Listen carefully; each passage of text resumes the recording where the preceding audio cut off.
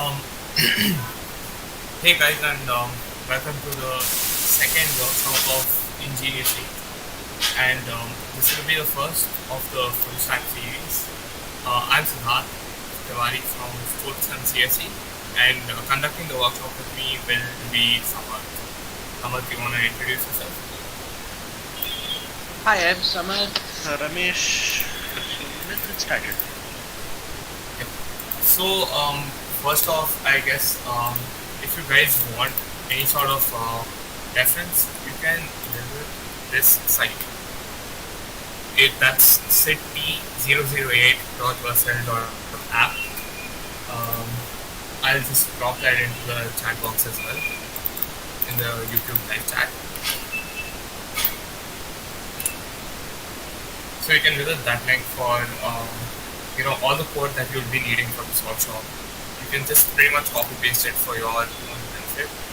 So now I guess we can get started. So now first off, the setup. I hope most of you have MongoDB and Postman or Insomnia installed, and Golang as well. If you don't, that's fine. You can go ahead and take care of that later. Now, one of the first few things that we'll be doing is discussing what a CRUD API actually is. Now, a CRUD API is basically just a create, read, update, and delete API. And it's one of the first few steps that you take in your journey of exploring the world of backend development. Now, this tutorial will require some basic knowledge of Golang. If you do have any issues with any sort of syntax, feel free to ask us in the chat. We'll let you know. Now, I guess we can get started. So, now first off, if you're going to be coding along with us, you have to initialize a Go module. So let's just make, like, to demo this, let's just make another repository. So now what you would ideally be doing is creating some sort of, just create a file and type in go mod in it. In the in the terminal or wherever. I'm currently using Linux. If you're on Windows, you can use either PowerShell or the normal Windows terminal. And you can just initialize a Go module like this. Now what you need to do is you will have to copy paste these things. Now these are packages that help you get started with building a CRUD API and really make your work easier. So now we'll be using Gin to route the endpoints. Now we'll also be using the MongoDB driver. Like, MongoDB has like Pro support, so it will be useful for interacting with the DB that we have. Now, to give you like a general overview of what your project directory file structure should look like, it should look like this. There should be 4 files: collection, databases, model, and routes, and they'll all have their own files. And now we can start with breaking down these files. So now, first off, let's start with exploring the databases file. Now, the database file, if you do not have MongoDB installed, don't worry, you can do that much later if you would like. As I said before, all the code is available for copy pasting from the blog. Now, first off, what you need is you'll need your MongoDB URI. Now, these are all the packages and the dependencies needed for this particular package. And as you can see, there's just one function in this that's going to be imported, and that's the connect DB client. Now, what this will be doing is it will be returning a Mongo client object. We have all the code here. If you want, you can just copy paste it. So now there's one very important note that for the use of this tutorial we have kind of omitted just for simplicity. It's generally best practice to hide your MongoDB URI, like your remote link, when you're pushing anything into production, right? and you can just do that with, like person has their own environment variable, like configuration stuff. For example, you can do a lot using that. Now, for the purposes of this tutorial itself, we have just left it like that because obviously it's just a local host URI, nothing can, no harm will come from it. Now what this will be doing is you define a URL, you have a client, and then you this thing check if it's able to connect to this particular URI, right? Now you also define a context. Now a context is essentially used to now this context is essentially used to, allow applications to give signals to the database. Like this is kind of like a blocking method, you could say.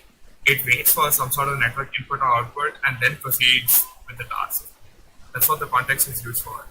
If the context, like obviously we also have a timeout for this operation, like here we've just defined it as 10 seconds. Like if the operation doesn't proceed within 10 seconds, you return an error message back. So that's what it's also doing here. In the end, if it all works out, you're connected to MongoDB and you return the client object. Alright, now I guess the next part is the database collection, getting the collection itself. Now here, our connection, if I'm not mistaken, is this thing. It's the collection post from DB1. This is a very self-explanatory. You're just returning a Mongo collection in Golang. All the return types are put at the end of the function, and all the parameters are here in case you are a beginner and did all that. And this just returns the collection. It's a very short piece of code.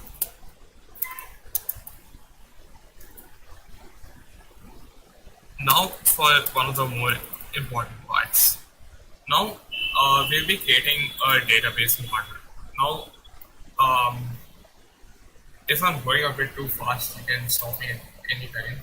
Just mention it in the chat if I'm going a little too fast. Alright, so now the database model itself will be defining what your requests look like. Now for example, in here, in mongo.go, we just import the binary JSON primitive because we need that for this object ID. Now what MongoDB does is that it provides a unique object ID with every entry and request that you make. You don't have to request it yourself. This unique ID is provided by MongoDB itself. So as you can see, like our CRUD API is basically just supposed to be like, kind of like a small mini emulation of a blog site. So you have the title and you have the article. Both are stored as strings. You can also store other values in it, but we are just keeping it simple for the purposes of this workshop itself.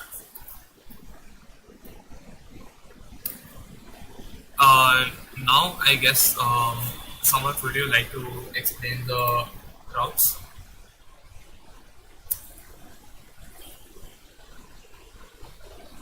Hello? Hello, Samarth?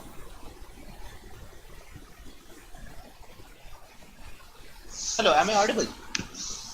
Yeah, you Hello. are audible. Would you like All to right. go ahead explaining the routes? Sure, let's talk about routes. I'll just stop sharing my screen.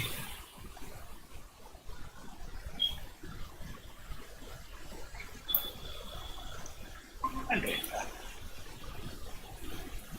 So here we go. We have to create an endpoint now, right? So CRUD API means that we have create, read, update.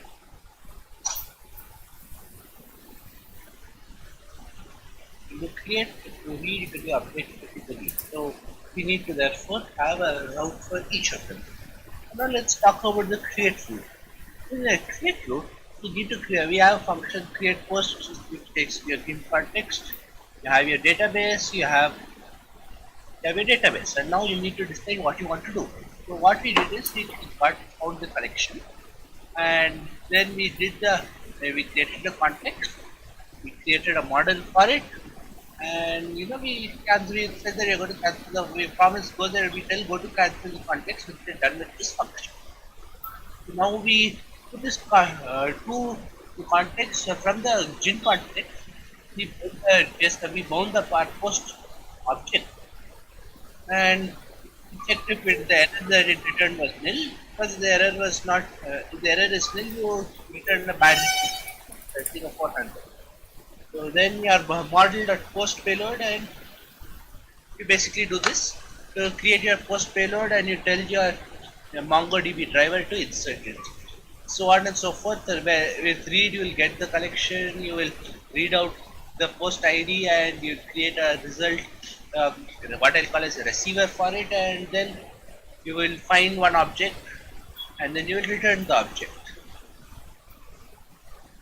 Yeah, we return the object, right? Yeah, you return the object. Same with update. With update, you read in an object from and a post ID as a parameter, and then you updated it with the database, and you move on. Same with delete. It gets boring at this point. Which is exactly what the framework aims to do. The framework aims to make your development as boring as possible. You just keep moving on one after the other. Now the interesting things here are the context and cancelling the context at the end of the function. So the context essentially gives something of a timeout for your gives a timeout for the request. So it says that if this thing does not go through in 10 seconds, throw an error. That's about it. Simple. And that takes care of the routes. So Siddharth will continue. Yep, give me 1 second. Share my screen.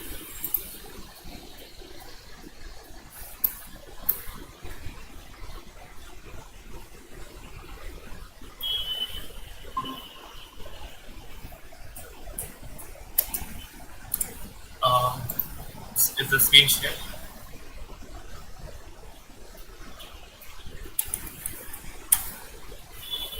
Okay. Okay. All right. Now that Samarth has explained the rules like in a very nice manner, I guess we can go ahead with trying to explain you why exactly a CRUD data is kind of important, and also showing you how to run the code. Now the thing is, now that you have your create, read, and update and delete endpoints, and you have all set neatly packed in packages, this will make making your API runner much more easy. Now your API runner file is very simple. It's just your module name, you import that, and you import the routes file, and then you define a gin router. You are using the default, and then you define the post, get, put, and delete functions. The post is for creation, get is to read, put is to update, and delete is to delete. Here we've used URL parameters to interact with the DB. You don't necessarily have to do it, but for the sake of simplicity here, we've done that. It depends on your requirements, and it's pretty simple. You just have the router, you define the post method for the router, and you give the route this thing. You give the route. Here it's just slash in our case. It's just slash, and it does routes.create post. Now if we go back into wait, not started already. Now if we go to the create.go file, we can see that there's a create post function here. Now it's just calling that function. Similarly, in the read function, it's just reading one post. So you do routes.read one post. It's the exact same for updation and deletion, and then obviously you have the error handling part of it, which is just error route run localhost 3000. Here we just put it on localhost 3000. Like, port number is very arbitrary right now. So now we can actually run the application.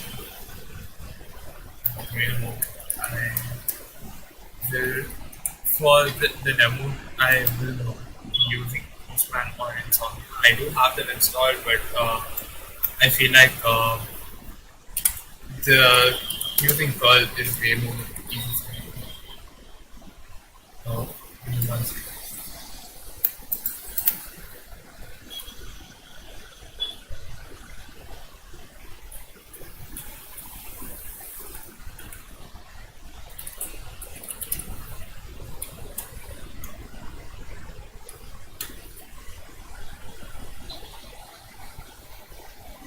Now, obviously, you don't have to use curl for this. You can just use um, you can just use Insomnia or Postman, whatever you prefer. But in my case, I just prefer doing this. Okay, it's not running. Right. Now you can see the output, right? So this, the good thing about Gen that like I like quite a bit is that it actually just shows you the routes without you having to manually log them. It shows you how many handlers are there. And now I guess you can send the request. You can see that it connects to MongoDB.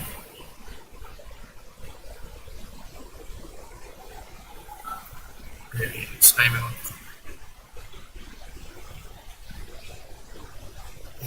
I think I did.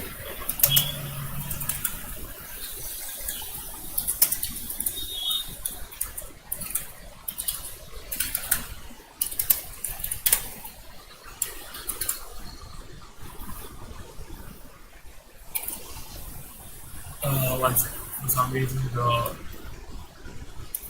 the push request is showing as deformed.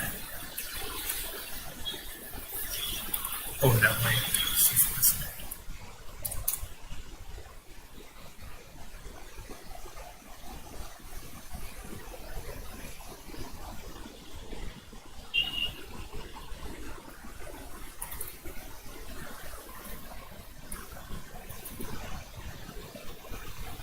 Give me one second.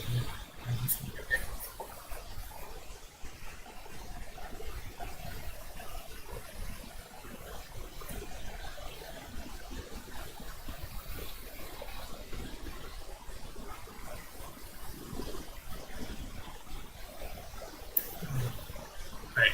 So this is probably why you use Postman or Insomnia instead. But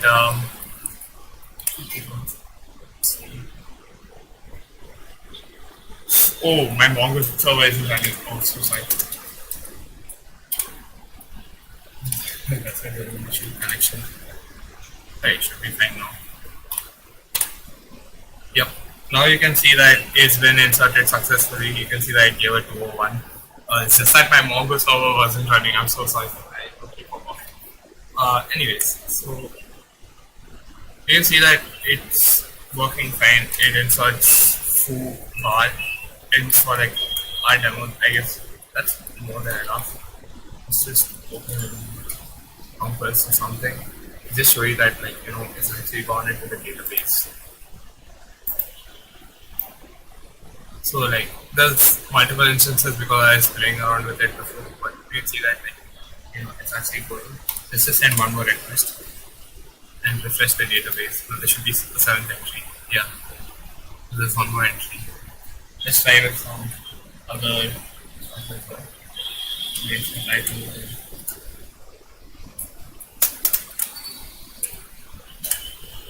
Harry Potter and this thing. You can see that another thing came up. Yeah, that's pretty much it. If you want, you can experiment later on with, you can experiment later on with the other routes as well. For this demo, we'll just be showing the post route and the read, update, delete. You can just play around with it a bit more with Postman or Insomnia. Just make sure that you are specifying that the type of request is a GET request or a POST request. Because if you try to make like a GET request to like say the get one endpoint, you'll get it. If you try to make a POST request to this, you'll just get an error message back. And that's all handled by Golang and Gin. It's all handled by Golang and Gin, error handling. Alright. I guess, Samarth, do you have anything you'd like to add?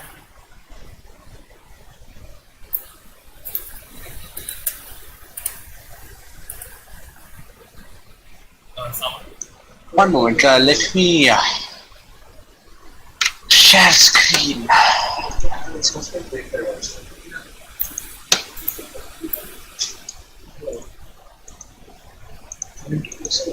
Share on the top.